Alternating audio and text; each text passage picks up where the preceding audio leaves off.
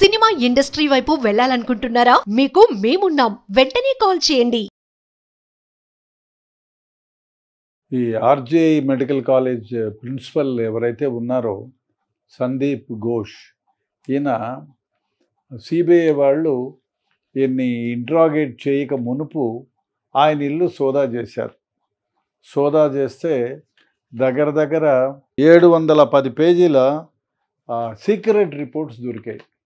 అవి దేనికి సంబంధించి అంటే అనేక రకాలుగా సంబంధించినవి దొరికాయి. ఈ సీక్రెట్ అంటే ఆ కేసెస్ వ్యవహారంలో వీళ్ళు ఎవరితో ఏ విధంగా బిహేవ్ చేసింది అవన్నీ. అదేవిధంగా హాస్పిటల్స్లో టెండర్స్ పిలుస్తారు. టెండర్లు ఎందుకు? ఈ వృత్తికని, ఇంకో దానికని, మెడిసిన్స్ కానీ అట్లాంటి 700 పైచిలుకు టెండర్లు వాళ్ళు కొత్త. ఇప్పుడు నేను 10 మంది టెండర్లు వేస్తాము, నేను ఇష్టం వచ్చిన వాడికి ఇచ్చుకొని మిగతా వాళ్ళ టెండర్లని ఇంట్లో ఒక చెత్త కుప్పలో కొట్టేయటం. అంటే ఈ నిష్టానుచారం. ఈయనే మహారాజు. ఈయన బుద్ధి పుడితే టెండర్ ఇస్తాడు, లేకపోతే లేదు. ఆ విధంగా ఏం చేశాడంటే దాదాపు 700 పైచిలుకు టెండర్లు, అంటే 1 year 2 year టెండర్లు. అంతకుముందు ఇంకా ఎన్ని పోయినాయో.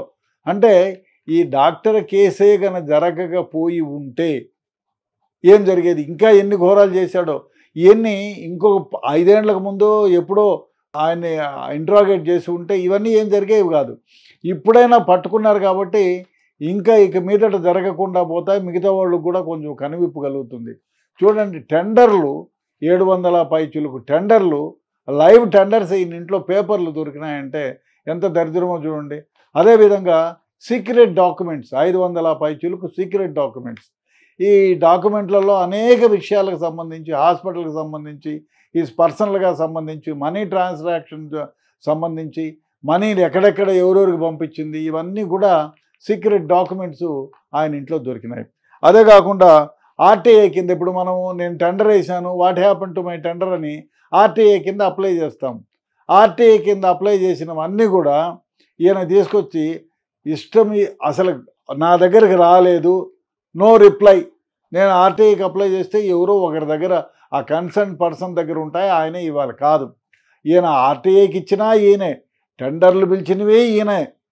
ఏం జరిగినా ఆ హాస్పిటల్కి సంబంధించి ఏం జరిగినా, ఏ పేపర్ పెట్టినా ఎవరి దగ్గరికి పోదు. విజిలెన్స్ అని పెడితే కూడా ఆ విజిలెన్స్ పేపర్ ఈయన ఇంట్లో ఉంది. ఇప్పుడు ఆర్టీఐ ఎవరైతే ఎవరో అథారిటీ ఉంటాడు, వానికి అప్లికేషన్ ఇస్తే ఆ అప్లికేషన్ వాని దగ్గర నుంచి తీసుకొచ్చి ఈ ప్రిన్సిపల్ దగ్గర ఇంట్లో పెట్టుకున్నాడంటే అంటే ఆయన తప్ప ఎవరు ఆ హాస్పిటల్లో మాట్లాడడానికి లేదు. ఆయన ఇష్టానుసారం ఆయన చేసిందే, అంటే ఆయన ఏం చెప్తే అది జరిగింది. ఆ విధంగా 500 పైచిలుకు సీక్రెట్ డాక్యుమెంట్లు దొరికాయి. దాని గురించి ఫైనాన్షియల్ ఇన్వెస్టిగేషన్ చేయాలని ఇప్పుడు దాంట్లో ఫైనాన్షియల్ అవకతవకలు ఏంటి, ఎవరికి ఇచ్చారు, ఎవరు తీసుకున్నారు, దీనిపైన ఇన్వెస్టిగేషన్ సాగుతూ ఉంది. ఫైనాన్షియల్ ఇన్వెస్టిగేషన్ ఈడీ కూడా దాంట్లో ఇన్వెస్టిగేషన్లు చూచాయిగా జరుగుతుంది. ఇవన్నీ కూడా బయటకు వస్తే ఈయన ఇంకా ఏ కేసుల్లో ఎన్నెన్ని ద్రోహాలు చేశాడో, ఎన్నెన్ని మోసాలు చేశాడో అన్నీ బయటకు వస్తాయి. అతి ముఖ్యంగా ఆర్టీఐ అప్లికేషన్లు నేను ఫలానా రోజు వేశానండి, అది ఏమైంది అని పెడితే దానికి రిప్లై లేదు. సంవత్సరమైనా 2 ఏళ్ళైనా, సపోజ్ 30 daysలోనో ఏమో your suppose to give the reply. అట్లా పేపర్లో ఈయన ఇంట్లోకి వచ్చి పడినాయంటే ఏమని అర్థం? అంటే అక్కడ ఎవరు ఈయన పైన కానీ, ఈ హాస్పిటల్కి సంబంధించి కానీ ఎవరైనా ఎటువంటి కంప్లైంట్ ఇచ్చినా ఆ కంప్లైంట్ బుట్టదాఖలై ప్రిన్సిపల్ గారింట్లో ప్రత్యక్షమవుతున్నాయి. సో దానివల్ల ఏమైపోయిందంటే ఈయనకు క్షుణ్ణంగా ఇన్వెస్టిగేషన్ జరిగితే ఈయన ఎన్నెన్ని కేసుల్లో ఉన్నాడు, ఎటువంటి దురాగతాలు చేశాడు అనేది అన్ని బయటకు వస్తుంది. అదేవిధంగా ఈయన ఒక్కడే చేసింది కాదు, ఈయన వెనకాల ఎవరో గొప్ప వ్యక్తి ఉన్నాడు, ఎవరో డీనో బీనో ఏబో ఎవరో ఉంటారు. ఆ గొప్ప వ్యక్తి అనేది బయటకు వస్తే దీనికి మూలం ఏంటి? ఇదే కాకుండా ఇప్పుడు మర్డర్ జరిగింది, హాస్పిటల్ జరిగింది కాబట్టి సరిపోయింది.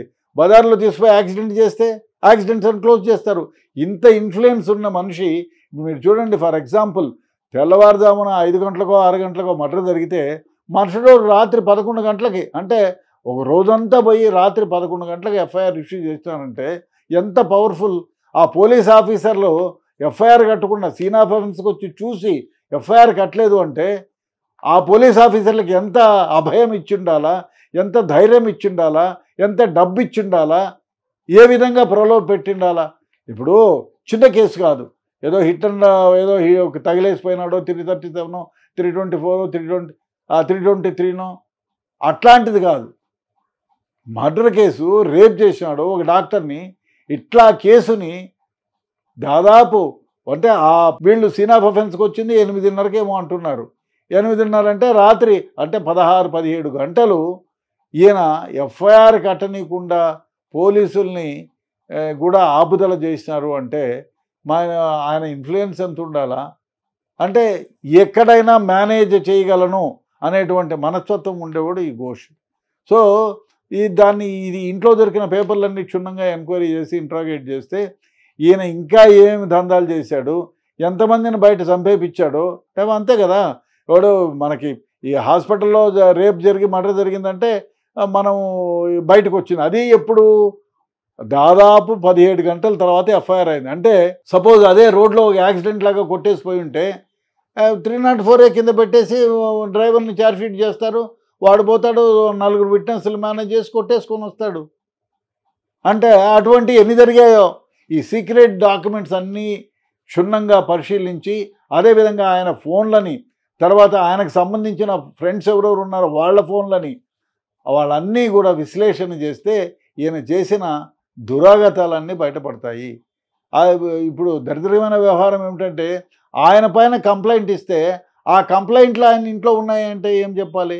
ఆఫీస్లో ఉండాల్సిన ప్రతి సీక్రెట్ పేపరు ఆయన ఇంట్లో ఉంది, ఆయన పైన కంప్లైంట్ పెట్టిన ప్రతి కంప్లైంటు ఆయన ఇంట్లో ఉంది. సో ఈయన ఎంతవరకు మేనేజ్ చేశాడు. సో ఇంత మేనేజ్ చేస్తున్నాడంటే ఆయన వెనకాల ఎవరు ఆ గొప్ప వ్యక్తి, ఆ గొప్ప వ్యక్తి వల్లే ఈయన ఇంత ధీమాగా ఉన్నాడు. అందువల్లే దీనిపైన క్షుణ్ణంగా ఇన్వెస్టిగేషన్ జరిగితే సిబిఐ డెఫినెట్గా దీని వెనకాల డి ఉన్నాడో బి ఉన్నాడో ఎవరినో వాడిని ట్రేస్ చేయగలిగితే వీళ్ళ గ్యాంగోళ్ళు ఇంకా ఎన్ని దురాఘాతాలు చేసింది, ఎంతమందిని చంపింది, ఎన్ని మోసాలు చేసింది, అన్నీ వాళ్ళు చేసినటువంటి ప్రతి చర్య కూడా బయటకు వస్తుంది.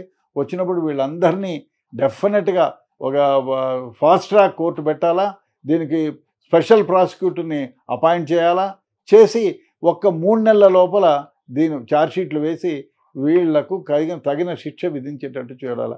అతి ముఖ్యంగా ఇటువంటి దారుణాలు చేసిన ఈ ప్రిన్సిపల్ని డెఫినెట్గా ఉరిశిక్ష చేసినా పాపం లేదు.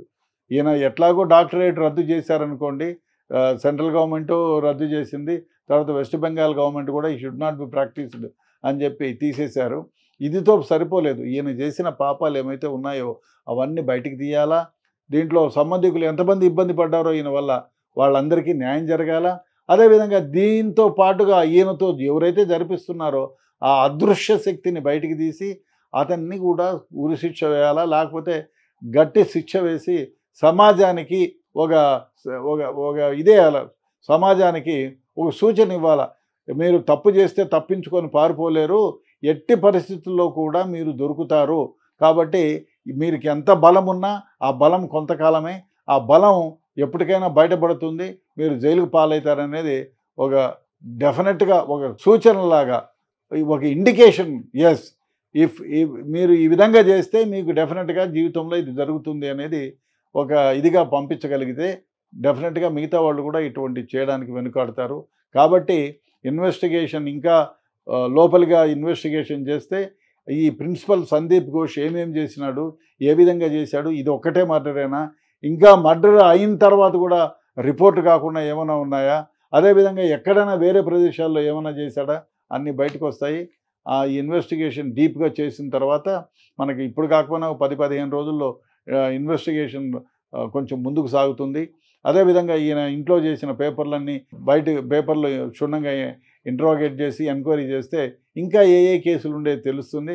అదేవిధంగా ఈయనకు సంబంధం ఉన్నటువంటి ఎవరైనా ఇతర ముద్దాయిలను కూడా ఇప్పుడు సీన్ ఆఫ్ అఫెన్స్లో ఎవరైతే తార్చాడుతూ ఉన్నారో ఆ సీన్ ఆఫ్ అఫెన్స్ని డిస్ట్రాయ్ చేసినారో, ఏ విధంగా డిస్ట్రాయ్ చేసింది, ఎవరు ఎంత డబ్బులు పైకం ముట్టింది, ఇవన్నీ కూడా ఇంట్రాగేట్ చేసి ఎంక్వైరీ చేసి వీళ్ళని అందరినీ ఇంట్రాగేట్ చేస్తే అసలు విషయాలు బయటకు వస్తాయి. ఆ విధంగా వాళ్ళను కూడా అరెస్ట్ చేయాలి, జైలుకు పంపించాలి. ఇది జరిగితే డెఫినెట్గా డాక్టర్కి ఆమెకి ఒక నిజమైన నివాళులు అర్పించినట్టు అవుతుంది మనం.